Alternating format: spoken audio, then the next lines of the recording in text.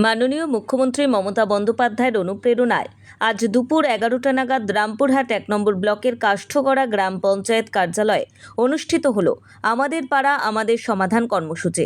এই ক্যাম্পের মূল উদ্দেশ্য ছিল সাধারণ মানুষের নিকট সরকারি পরিষেবা দ্রুত ও সহজলভ্য করা।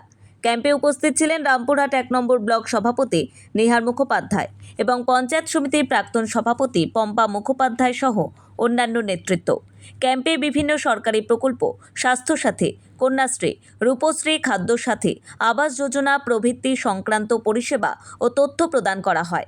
অনেকেই তাদের বিভিন্ন আবেদনপত্র জমা দেন এবং তাৎক্ষণিকভাবে সমাধানের ব্যবস্থাও করা হয়।